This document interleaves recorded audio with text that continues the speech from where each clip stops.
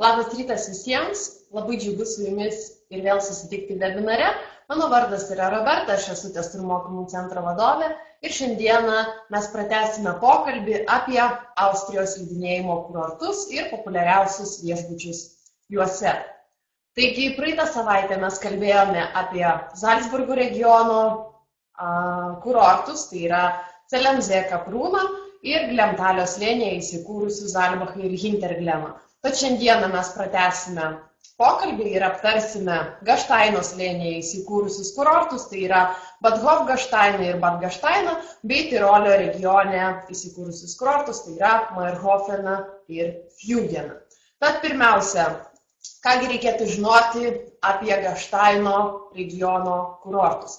Gaštaino slėnis turi tris tokius pagrindinius miestelius, tai yra Bad Gaštainą, Bad Hofgaštainą ir Dorfgaštainą.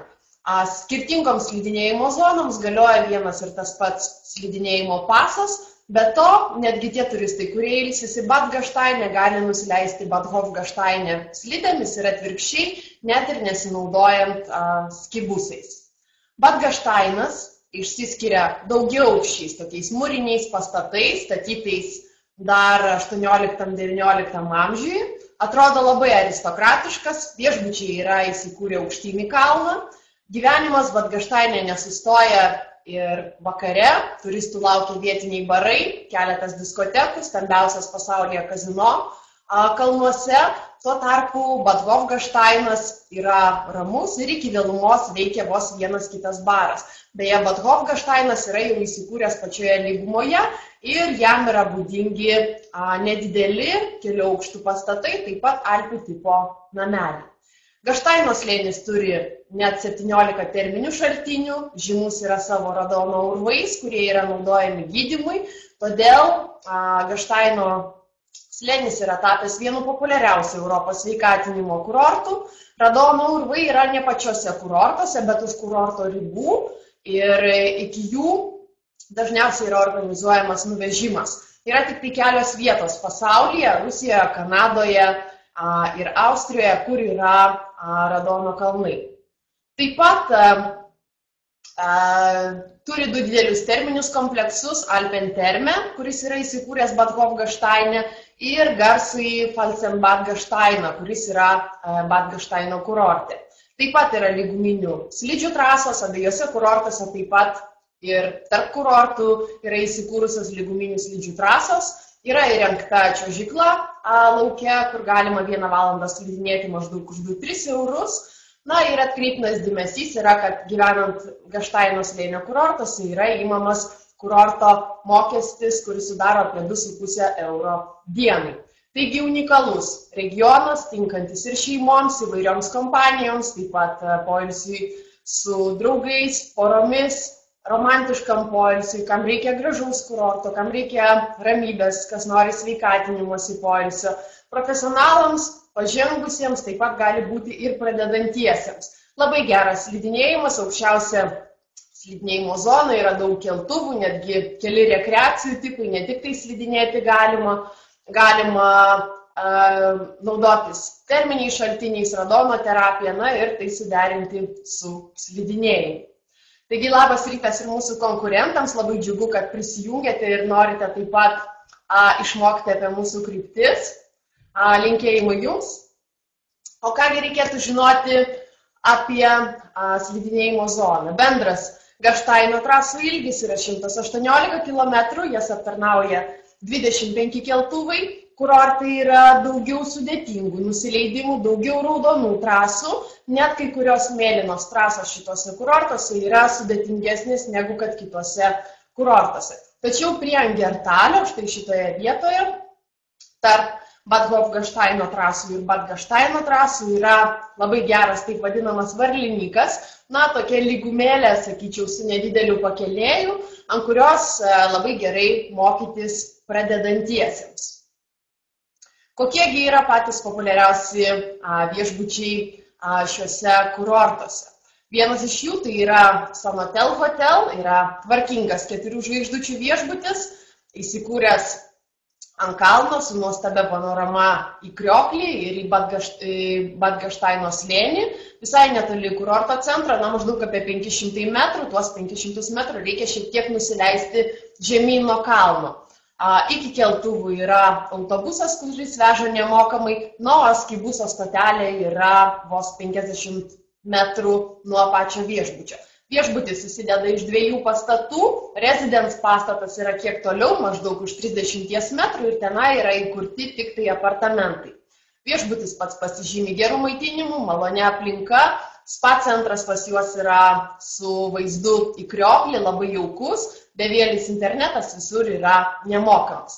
Numeriai sakyčiau, kad kuklus šitame viešbutyje, bet gana tvarkingi, dominuoja balta spalva. Jeigu rinktis double standard numerio tipą, tai tuomet būtų dvigulė lova numeriuose ir su vaizdu būtų į kitą viešbutį. Tie numerio tipai, jie yra be balkonų. Taip pat šitame viešbutyje galima rinktis numerio tipus, kurie yra su panoraminiu vaizdu į Krioklį. Šeimininiuose numeriuose, apartamentuose ir suite tipo numeriuose yra virtuvėlės. Vaikams šitame viešbutyje yra žaidimų kambarys, video salė, taip pat kompiuteriniai žaidimai. Viešbutis išties gana jaukus, tiktų šeimoms, poroms, taip pat jaunimui, kurie norėtų pramogauti Badgaštaino kurorte. Dar vienas viešbutis tai yra Elizabeth Park Hotel, mūsų katalogose 40 puslapyje. Taip pat įsikūręs Badgaštaino centre, šalia Mont de Bellevue viešbučio, pėsčiųjų alėjoje priešais kazino, iki pagrindinio keltuvo nuo šito viešbučio, jeigu eiti pėstute maždaug apie 20-30 minutėlių ir reikėtų kilti į kalną, nes, kaip jau minėjau, Badgaštaino kurortas jis yra kalvotas, viešbučiai yra įsikūrę aukštyn į kalną. Iki terminių vandenų komplekso irgi panašiai būtų maždaug apie kokių 20-30 minučių, jeigu eiti pėstute. Tačiau nuo viešbučio iki pagrindinio keltuvo nemokamai veža autobusiukai, tik tai iki pačios autobuso stotelės, paėjėti reikia apie kokias 50 arba 10 minučių. Viešbutyje yra baras su muzika, biliardas. Tiesa, esame gavę nusiskundimų dėl virtuvės, kad buvo kiek vienodokas maistas, tad ko gero reikėtų siūlyti labiau neišrankiems turistams šitą viešbutį. Dvivietis numeris su vaizdu į kurortą, sakyčiau, kuklus, nedidelis, su kiliminė danga, yra halatai, šlepetės. Labai jaukus spa centras šitame viešbutyje, taip pat yra netgi ir privati spa erdvė, ten yra atskiras kambarys su sūkurinė vonia, masažiniu dušu, taip pat pirtele. Yra uždaras baseinas su vaizdu į kurortą, treniruoklių salė veikia nuo ankstyvo ryto, nuo 7 valandos ryto iki maždaug 10 valandos vakaro. O pirtyse yra nustatyti tokie tam tikri laikai, kad nuo 3 valandos dienos iki 6 valandos vakaro yra maudomasi su maudymosi kostiumėliais, o nuo 6 iki 8 valandos vakaro yra jau pirtyje maudomasi nuogiems. Sauną galima naudotis nemokamai, taip pat pirtyse vaišina turistus arbata. Šitame viešbutyje vienas aukštas yra skirtas rūkantiems, visi kiti aukštai yra nerūkantiems. Tad darant užsakymus reikėtų pastabose nurodyti, ko pageidauja turistai. Netoliese nuo viešbučio yra kavinės, restoranai, barai, diskotekų barai. Taigi viešbutis kaip ir tiktų šeimoms, jaunimui, poroms, tačiau realybėje daugiau šitą viešbutį renkasi vyresnio amžiaus turistai negu kad jaunimas. Kitas viešbutis tai yra Mondi Holiday First Class Apart Hotel Bellevue, jisai katalogose pas mus yra 41 puslapyje. Taip pat ant kalno stovintis, tokio 19 amžiaus rūmų tipo viešbutis, įsikūręs taip pat netoli Krioklio, beveik pačiame Badgaštaino centre, susideda iš 5 korpusų. Iki artimiausio slidinėjimo keltuvo nuo šito viešbučio yra maždaug apie 500 metrų. 2 autobusų stotelės yra šalia viešbučio, viena yra iš jų šalia vieno iš korpusų, kita yra truputėlį toliau paėjus ir iš čia autobusas veža iki pagrindinio keltuvo. Autobusu užtrunka maždaug apie 3 minutės, jeigu eiti pėstute, tai gali būti maždaug apie 10-15 minučių. Taip pat iki terminių vandenų komplekso, jeigu eiti pėstute, irgi užtruktų maždaug apie 20 minučių, jeigu autobusu važiuoti maždaug apie 5 minutės nuo šito viešbučio. Numeriai viešbutyje yra jaukus, dominuoja medžio įvairiausios detalės. Taip pat tai yra apartamentų tipo viešbutis, virtuvėlės yra apartamentuose ir studijo tipo numeriuose šitame viešbutyje, kitose numerio tipuose virtuvėlių nėra, tad atkreipkite dėmesį. Panorama apartment arba studijo numerio tipas, viduje jie yra tokie patys, skiriasi tik tai vaizdu. Panorama apartment būtų į Gaštaino slėnį, o studijo į kitą pusę, tai yra į kalno pusę. Numeriai yra gana pailgi viešbutyje ir iš spintos atsiverčia tokios dvigulės lovos, kai kurios yra netgi 1,80 m pločio, taigi pakankamai komfortabilu. O vakarais viešbutyje groja gyva muzika, yra boulingas, vaikams yra mini klubas, vaikų kambarys, suaugusiems yra salė su lošimo automatais, taip pat baseinas, sporto salė ir netoliese nuo viešbučio yra įsikūrusios kavinės, barai, restoranai, taip pat disko barai. Taigi tiktų įvairaus pobūdžio turistams, galima siūlyti netgi ir šeimoms su vaikais, nes vaikai taip pat turėtų čia šiek tiek užsiėmimų. Dar vienas viešbutis, tai yra Evangelė Hotel. Viešbutis yra įsikūręs miške, labai ramioje vietoje. Bad Gaštaino regiono, dar kitaip vadinamoje Bekšteino gyvenvietėje, kuri yra įsikūrusi netoli Radonų urvų ir yra maždaug apie 4 km iki pačio Bad Gaštaino centro. Iki keltuvo yra nuvežimas 2 kartus per dieną nemokamai nuo šito viešbučio. Taip pat galima naudotis vietiniais autobusais, Kibuso stotelė yra maždaug už 200 metrų nuo šio viešbučio. Pats viešbutis, sakyčiau, kuklus, tačiau teritorija yra labai erdvi, didelė, taip pat viešbutis turi savo nuosavą mineralinį šaltinį. 2013 metais šitame viešbutyje vyko renovacija, buvo atnaujinta dalis numerių, patys numeriai viešbutyje yra erdvus, neatnaujinti numeriai yra kuklesni, bet taip pat gana tvarkingi. Atnaujinti numeriai šitame viešbutyje vadinasi Comfort, tad geriau siūlyčiau užsakinėti Comfort tipo numerius, iš ties daug tvarkingesni, naujesni yra. Maitinimas viešbutyje geras, girdėjome gerų atsiliepimų iš turistų, taigi šitą viešbutį aš siūlyčiau poroms, bei tiems turistams, kas nori daugiau privatumo, kas nori gamtos, kas nori daugiau ramybės. Kitas viešbutis tai yra St. Leonhard pension, mūsų katalogose 42 puslapyje. Išties jaukus pensionas Bad Gaštaino centre, galima drąsiai rekomenduoti. Toje pačioje gatvėje kaip ir kitas žinomas toksai Pirkerhoje pensionas. Viešbutis pats yra įsikūrę šlaite, iki keltuvo reikia leistis pėsčiomis į apačią, ir vėliau kilti į pakalnę grįžtant atgal į viešbutį. Tačiau jis yra visai netoli nuo pagrindinio keltuvo, maždaug pėstute apie kokių 5, gal 10 minučių, kas lėčiau eina. Ir iki visos miesto infrastruktūros irgi panašiai tiek pat 5-10 minutėlių. Iki terminių vandenų komplekso vos 5 minutės yra nuo šito viešbučio. Viešbutėje taip pat yra pirtis, turistai jie gali naudotis, yra baras. Pats viešbutis yra jaukus, personalas labai geranoriškas, taip pat girdėjome gerų atsiliepimų apie jį iš turistų. Numeriai yra nedideli, vos 16-20 kvadratinių metrų. Yra tikrų single tipo numerių, kurie yra 12 kvadratinių metrų. Tačiau patys numeriai, nors ir nedidukai, yra tvarkingi. Bevėlis internetas kainuoja apie 10 eurų savaitį, ryšys pasiekia yra ir kambariuose. Tačiau yra ir kompiuteris, kuriuo galima naudotis nemokamai, jeigu neturima prietaisų, su kuriais naudotis bevėlių internetu.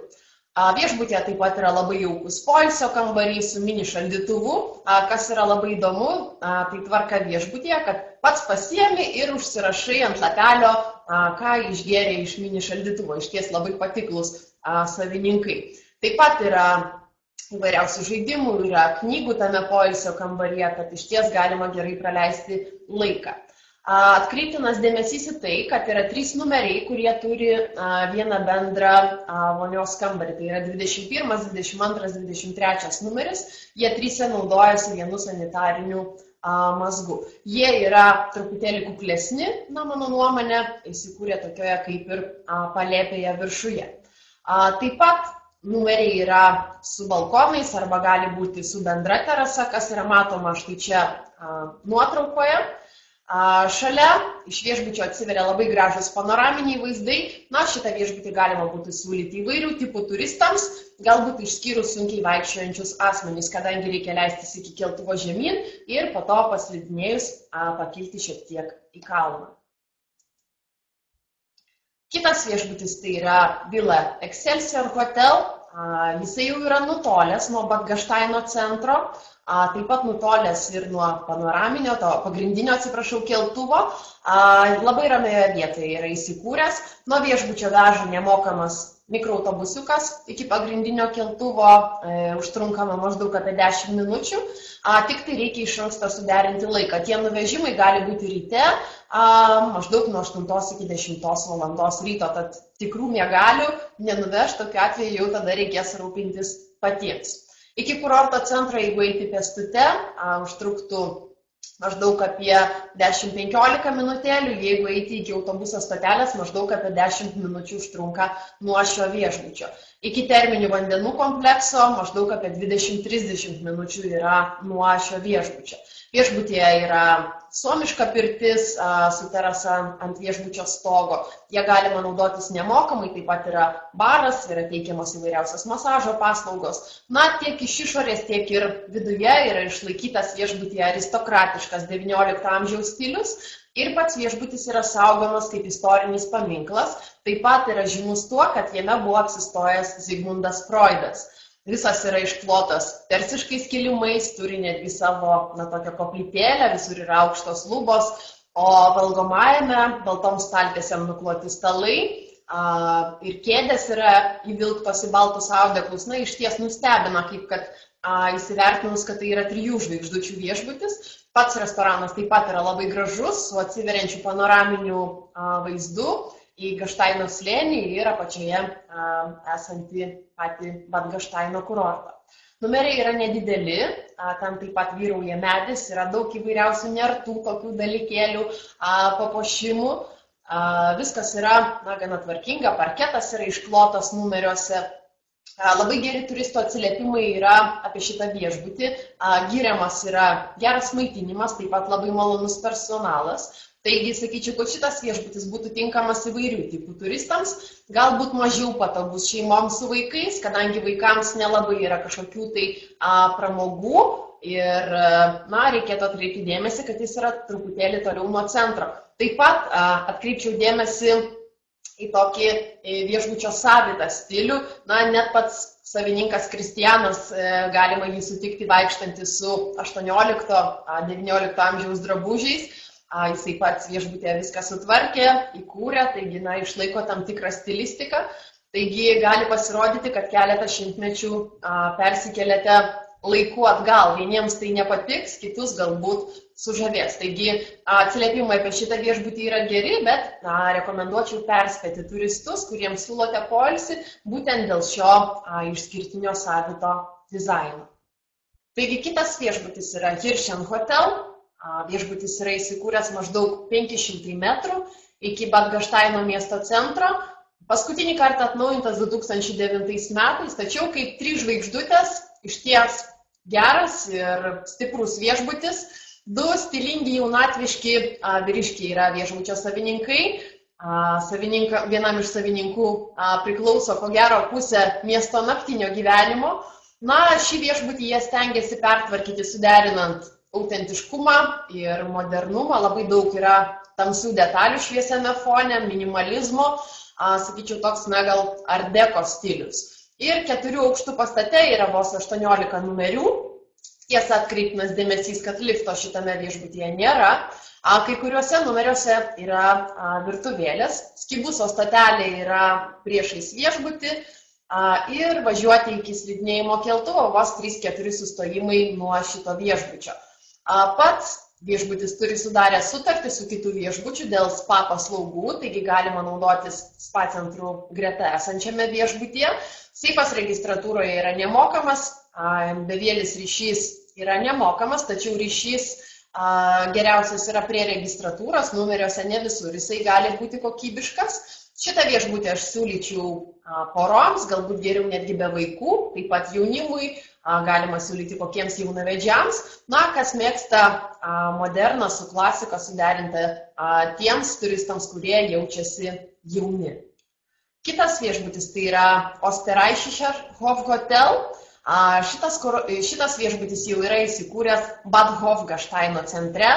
Iki pagrindinio keltuvo Šliozenbach yra maždaug apie 15-20 minučių pėstute, tačiau šalia viešbučio yra autobuso stotelė, nuo kurios iki keltuvo autobusu važiuoti maždaug apie kokias 7 minutės. Viešbutyje yra baras, restoranas, baseinas, sakyčiau, jaukus viešbutis tokio austriško stiliaus, susideda iš 2 pastatų, kurie yra sujungti tarpusavyje. Taip pat pats viešbutis yra sujungtas su terminiu vandenų kompleksu ir neribotas to terminio vandenų komplekso lankymas yra nemokamas turistams gyvenantiems šitame viešbutyje. Taigi į terminių vandenų kompleksą galima eiti nors ir kasdien nemokamai. Taigi pats viešbutis būtų tinkamas visų tipų turistams, numeriai yra viešbutyje geri. Standartiniai deluxe tipo numeriai yra viena erdvė, ten yra 2 lova ir tokia sofa lova. Suite tipo numeriai yra jau miegamasis su durimis ir svetainė su mini virtuvėle. Maitinimas yra geras, maisto pasirinkimas gausus, taip pat teko bendrauti su turistais, kurie ilsėjosi šitame viešbutyje, išties maistą labai gyrė. Bevilis internetas kainuoja apie 15 eurų savaitei.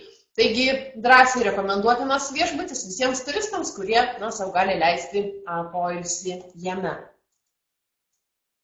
Kitas viešbutis tai yra Johannesbad Hotel Palace. Tai yra geras 4 žvaigždučių viešbutis, buvęs šito viešbučio pavadinimas. Gal kažkam bus girdėtas, yra Palace Kur und Sport Hotel. Jisai yra įsikūręs maždaug 400 metrų iki Bad Hofgasteino centro. Ir maždaug tiek pat iki Alpenterme, terminių vandenų ir pirčių komplekso. Šalia pačio viešbučio eina lyguminių slidžių trasa, Skibuso stotelė taip pat yra prie pat viešbučio. Paskutinį kartą viešbutis atnaujintas 2011 metais. Yra pakankamai didelis, pats turi gražų spa centrą, didelį restoraną, numeriai tvarkingi. Atitinka 4 žvaigždutes, numeriuose yra dušas, plaukų džiovintuvai, balkonai taip pat yra, seifas numeriuose yra nemokamas, single tipo numerių taip pat yra, jie yra labai nedidukai, bet vienam žmogui vietos pakanka. Bevilis internetas tik tai registratūroje yra, jis yra nemokamas, registratūra pas juos dirba visą parą, viešbutis turi parką, terasą, uždarus teniso kortus, taip pat konferencijų sales, kurios talpina iki 50 asmenų. Taigi, jeigu reikėtų pravesti kažkokį nedidelį renginį, galima siūlyti šitą viešbutį. O nemokamai galima naudotis uždarų terminių baseinų, taip pat su kūrinė vonia, sauna, yra garinė pirtis, žolelių, sauna, įvairiausi dušai, ryte vyksta rytinė gimnastika. Taip pat galima žaisti stalo tenisą. Pusryčiams yra tiekiamas švediškas stalas, o vakarieniai taip pat yra tiekiamas švediškas stalas, kas yra būdinga ir ne visiems Austrijos viešbučiams. Taip pat atkreiptinas dėmesys ir išskirtinumas šitame viešbutyje, kad jame yra animacija. Vakarais groja gyva muzika, kaip jau minėjau, rytais būna gimnastikos užsiėmimai. Taigi šitą viešbutį galima siūlyti ir poroms, tokiam ramesniam poilsiui aplink viešbutį, kadangi yra labai rami vieta, ir aktyvesniam poilsiui pačiame viešbutyje, kas nori dalyvauti įvairiausiose animacijos užsiėmimuose. Taip pat galima siūlyti šeimoms, bet to atkreiptinas dėmesys, kad yra labai daug vienviečio tipo numerių šitame viešbutyje, netgi berods apie 100, jeigu neklystu, tad viešbutis puikiai tinkamas ir pažintims, jeigu kažkas norėtų susipažinti. Kitas viešbutis yra St. George Johannesbad Hotel, nutolęs nuo Bad Hofgasteino centro maždaug per 300 metrų. Nedidukas, jaukus, turi gana erdvę registratūrą, iki pagrindinio keltuvo pėstute maždaug apie 10-15 minučių, gaunasi apie 350 metrų maždaug nuo viešbučio eiti pėstute. Tačiau šalia viešbučio yra autobuso sustojimas ir autobusu važiuoti iki keltuvo užtrunka vos 5 minutės. Iki terminų vandenų komplekso vos apie 5 minutėlės pėstute. Viešbutyje yra nedidelis, bet jaukus spa kompleksas, yra suomiška pirtis, biosauna, infraraudonųjų spindulių kabina, garinė pirtis, treniruoklių salė, kuriais galima naudotis nemokamai, tik tai su kūrinė vonia, pas juos yra už papildomą mokestį. Numerius matėm naujus, modernius, su plazminiais televizoriais, seifas juose yra nemokamas, jie yra su balkonu, o sofa tokia ištraukiama iš apačios, taip pat labai jaukios vonios, tačiau yra ir seno tipo numerių, jie yra kol kas tie numeriai, kurie yra be balkonų. Kaina rezervacinėje sistemoje skiriasi jiems, taigi atkreipkite dėmesį. O suite tipo numeriai yra miegamasis su durimis plus svetainė. Bevėlis internetas, jeigu numeriuose, tai 1 valanda kainuoja apie 2 eurus, o 3 paros apie 15 eurų. Jeigu naudotis bevėlių internetu registratūroje, tuomet būtų nemokamai. Taip pat turi nedidelę konferencijų salę iki 25 asmenų, taigi būtų tinkamas įvairių tipų turistams. Tad tiek Gaštaino slėnio populiariausių viešbučių, o kągi reikėtų žinoti apie Tirolio regiono kurortus. Taigi vienas iš jų, kuriame mes siūlome poilsį, yra Mayrhofenas. Aktyvus, linksmas, su puikiomis trasomis ir gana nebrangių apgyvendinimų. Jis yra, ko gero, bene pats populiariausias kurortas Cilertalio slėnyje. Kuo jisai pasižymi? Yra labai spalvingos gatvės, medžio raižiniais dekoruoti namų fasadai. Pats Mayrhofeno kurortas yra aktyvus, triukšmingas kurortas, dėl ko jis yra itin patrauklus jaunimui, kurie čia suvažiuoja iš viso pasaulio. Šalia to yra įvairiausios pramogos, yra apreski, restoranai, kavinės, barai, taip pat kazino, klubai, muzikiniai įvairiausi renginiai vyksta, įvairiausi koncertai, taip pat yra išplėtota ir sporto infrastruktūra, yra įkurtas vandens atrakcionų parkas, fitneso centrai, taip pat teniso ir skvošo aikštynai, yra trasos rogutėms, čiuožyklos, galimi panoraminiai skrydžiai, ir be abejo galimos slidinėjimus. Žodžiu, kurorte nėra kada nuobodžiauti, ir Mayrhofene maždaug iki sausio 15 dienos krinta toks išlapęs sniegas, o po to prasideda labai gražus ir slidinėjimui puikiai tinkantis orai. Internetas Mayrhofene daugelėje viešbučių yra už papildomą mokestį, tačiau nemokamai juo galima naudotis kurorto infocentre arba ant kalno įsikūrusiuose restoranuose. Pervežimas iš Zalcburgo trunka maždaug apie 3 valandas, taigi Mayrhofeną aš daugiau rekomenduočiau jaunimui arba profesionalams pažengusiems jau slidininkams. Iš viso Mayrhofene galima čiuožti maždaug apie 150 km skirtingo lygio trasomis, naudotis 49 keltuvais ir pasiekti net 2,5 km aukštį. Daugiausia šitame regione yra raudonų trasų, bet galima šiek tiek rasti ir mėlynų trasų. Taip pat yra labai stačių trasų skirtų profesionalams, juodų trasų ir būtent Mayrhofene yra pati stačiausia trasa Austrijoje skirta stiprių pojūčių mėgėjams. Tai yra nusileidimas Harakiri trasa, kuri yra štai šitoje vietoje. Ir ta trasa yra net 78 laipsnių statumo, taigi toks statumas išties pareikalauja ištvermės ir atitinkamo pasirengimo. O už 17 km yra įsikūręs Hintertupso ledynas, su skibusu iki jo važiuoti maždaug apie 30 minučių. Ir čia Hintertupso ledyne taip pat slidinėti galima ištisus metus, tad sniego garantija Mayrhofene yra visada. Pačiame Hintertupso ledyne yra įrengtos raudonos trasos pagrinde, tačiau vieną kitą trumputę galima rasti ir mėlyną trasą pradedantiesiems. Slidinėjant visose šitose zonose galioja vienas skipasas, į skipaso kainą yra įskaičiuotas ne tik tai naudojimas skibusais, bet net ir traukinys į gretimus miestukus. Tad kokiegi yra populiariausi viešbučiai Mayrhofeno kurorte? Vienas iš jų tai yra Jägerhof Hotel, kataloguose 52 puslapyje. Tai yra tirolietiško stiliaus viešbutis, kuris susideda iš 2 pastatų – Jägerhof ir Jaghaus, įsikūręs visai netoli pačio Meyerhofeno centro, pėstute, jeigu eiti vos porą minučių iki jo.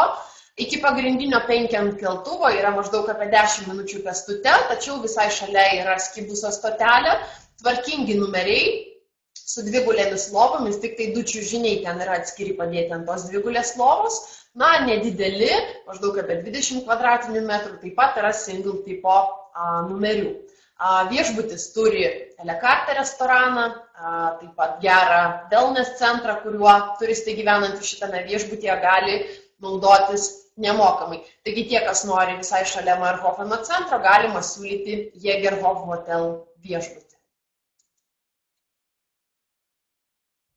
Kitas viešbutis yra Landhaus Clara Hotel, taip pat jaukus, labai patiko šitas viešbutėlis, labai maloni šeimininkė viešbučio.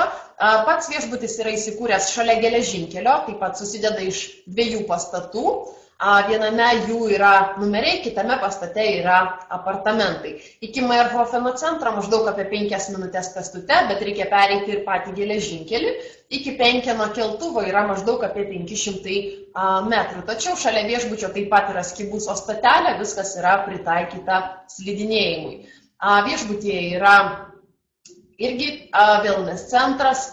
Tie turistai, kurie gyvena šitame viešbutyje, gali juo naudotis nemokamai. Numeriai yra tvarkingi, na, centras pasiekiamas maždaug per 5 minutės, truputėlį toliau negu nuo prieš tai buvusio viešbučio. Tačiau pats viešbutis tvarkingas, galima drąsiai rekomenduoti. Kitas viešbutis yra Manys Sport Hotel, kataloguose 53 puslapyje, Zillertalio slėnyje, Meyerhofeno centre įsikūręs viešbutis. Sakyčiau, toks Alpių kaimo sodybos stiliaus viešbutis, tai yra vienas populiariausių viešbučių, kuris yra įsikūręs visai šalia Penkeno keltuvo, iki jo yra vos 200 metrų. Ir čia yra įsikūręs viešbutis pačioje pagrindinėje gatvėje. Skibuso stotelė yra visai prie pat viešbučio. Na, paskutinį kartą viešbutis buvo atnaujintas 2010 metais. Turi tvarkingą restoraną, lobby bare būna vakarai, kai groja pianinu. Registratūroje bevėlis internetas ir kai kuriuose numeriuose taip pat traukia ryšys, jis yra nemokamas. Na, o ypač garsus yra šildomas viešbučio baseinas, kuris yra įsikūręs ant viešbučio komplekso stogo su panoraminiu Alpių kalnų vaizdu. Taip pat yra puikios pirtis šalia jo, tiek viduje, tiek ir lauke. Na ir labai gražus poilsio kambarys su vaizdu į kalnus. Numeriai yra tvarkingi. Man asmeniškai standartai buvo netgi jaukesni už Studio Panorama numerio tipus, nors Studio Panorama galbūt yra šiek tiek erdvesni. Tačiau standartiniai numeriai, na, bent jau man asmeniškai pasirodė netgi ir jaukesni. Jeigu žiūrėti Studio Panoramą, ten yra viena 2-gulė lova ir dar viena normali lova ir sofa. Viskas yra vienoje erdvėje, na, tačiau tokie yra patiesti žali kilimai, tai nežinau, kaip kam pagal skonį patinka. O standartinėme numeryje yra 2-gulė lova ir maža sofutė, jinai nėra ištiesiama, bet tie numeriai pasirodė truputėlį jaukesni. Pendle Guest House.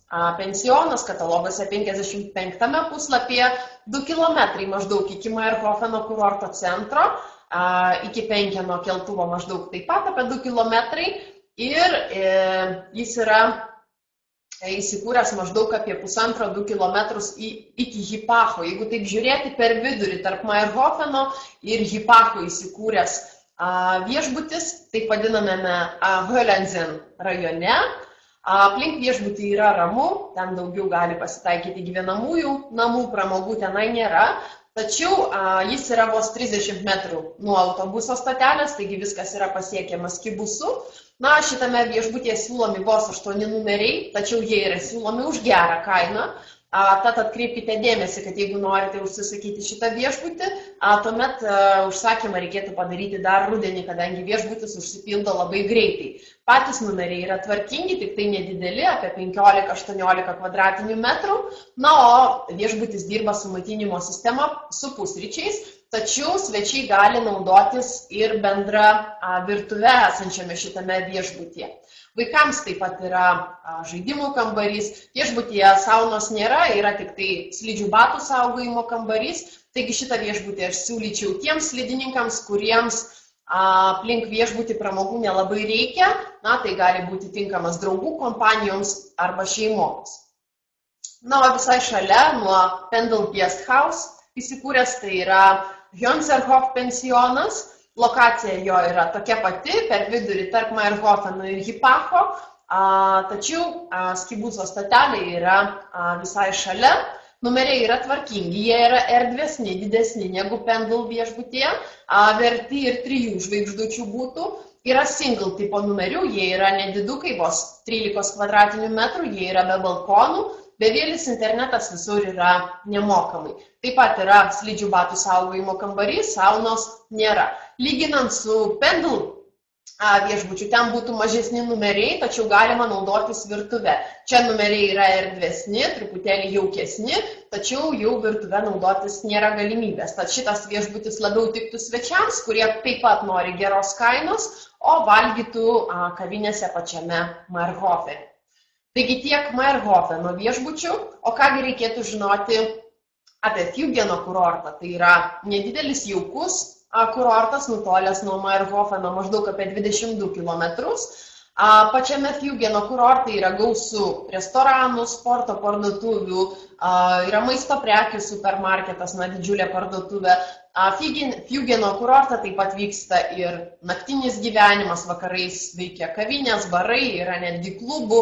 Taip pat kurorte yra didžiulis terminių baseinų kompleksas, kuriame yra įvairiausios vandens pramogos, pirtis, taip pat yra net 133 metrų ilgio vandens kalnelis. Taip pat yra lyguminių slidžių trasos, yra čiuožyklos, takai žieminiam pasivaikščiojimus po kalnus, taip pat yra rogučių trasos.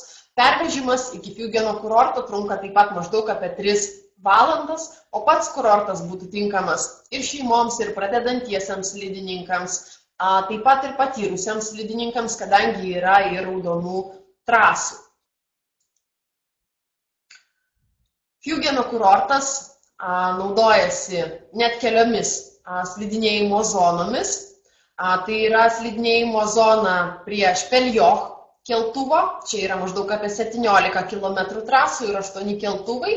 Taip pat gali naudotis Hofjugend slidinėjimo zona ir Hotzillertal Kaltenbach, netgi dar truputėlį toliau į kairę pusę yra trasų. Taigi šitoje zonoje yra maždaug apie 88 km slidinėjimo trasų, veikia net 39 keltuvai.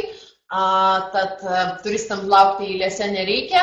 Galbūt Fjugenas ir taip yra truputėlį mažiau populiarus kurortas, tačiau ir taip būna šiek tiek mažiau turistų. Tad tikriems slidininkams, norintiems mažiau slidininkų trasose, galima rekomenduoti Fjugeno kurortą. Kas iš populiariausių viešbučių yra Fjugeno kurorte? Galėčiau rekomenduoti Kristinos Sport pension, jis yra įsikūręs Fjugeno centre, tačiau ramėje vietoje, nors visai netoliese yra ir parduotuvių, ir restoranų, ir barų. O Špeljobach keltuvas yra maždaug už 500 metrų, Skibuso stotelė yra priešais patį viešbutį, o už maždaug 10 km važiuojant Skibusu yra Hofjugeno slidinėjimo zona. Šitas viešbutis taip pat yra nedidelis, turintis vos 15 numerių, tad rekomendacija norintiems būtent šito viešbučio užsisakyti iš anksto. Maitinimas yra geras, beje viešbutė leidžia per pusryčius pasiimti maistą užkandžiavimui ant kalno. Bevėlis internetas visur yra nemokamai, taip pat yra wellness centras, poilsio kambarys, treniruoklių salė, kurią galima naudotis kasdien nemokamai. Taip pat yra sauna, kuri yra nemokama, tačiau veikia kasdien išskyrus šeštadienius. Ir atkreiptinas dėmesys, kalbant apie šitą pensioną, kad įsiregistravimas į viešbutį vyksta maždaug nuo 16 iki 20 valandos vakaro, o išvykimo dieną numerį reikia atlaisvinti 9 valandą ryte. Taigi tiek šiandieną populiariausių viešbučių, aš dar trumpai norėčiau priminti, kad skrydžių į Austriją su Small Planet Airlines metu kiekvienas keleivis vyresnis negu 2 metai gali nemokamai vežtis vieną slidinėjimo įrangos komplektą, kurį sudaro arba slidės slidinėjimo batai ir lazdos, arba snieglentininko batai ir snieglentė. Maksimalus leidžiamas svoris asmeniui, bagažo ir slidžių bagažo yra 32 kg. Slidinėjimo inventorius perkantiems kelionių paketą yra gabenamas nemokamai, norint jį pridėti rezervacinėje sistemoje prie papildomų paslaugų, ten, kur yra pridėdamas maitinimas lėktuve, reikia pasirinkti papildomas bagažas ir pridėti tuomet nemokamai gabenamą slidinėjimo inventorių. Tačiau noriu atkreipti jūsų dėmesį, kad lėktuve galima gabenti tik tai 126 slidinėjimo įrangos vienetus, o vietų lėktuve yra net 180. Tad jeigu slidės nebus pridėtos iš karto, vėliau jau bus pagal atskirą užklausimą. Tad rekomenduokite savo turistams užsisakinėti keliones iš anksto, o perkantiems tik tai aviabilietą yra galimybė įsigyti slidinėjimo inventoriaus gabenimą už papildomą mokestį, kuris sudaro 20 eurų į vieną pusę. Norint užsakyti slidinėjimo inventoriaus gabenimą, reikėtų užsakymo pastabose, darant aviabilietų užsakymą, nurodyti, taip pat parašyti laišką aviaskyriui ir sulaukti jų patvirtinimo. Taigi šiandieną tiek apie Austriją. Aš jums linkiu gražaus ir darbingo penktadienio bei turiningo artėjančio savaitgalio. Iki kitų susitikimų.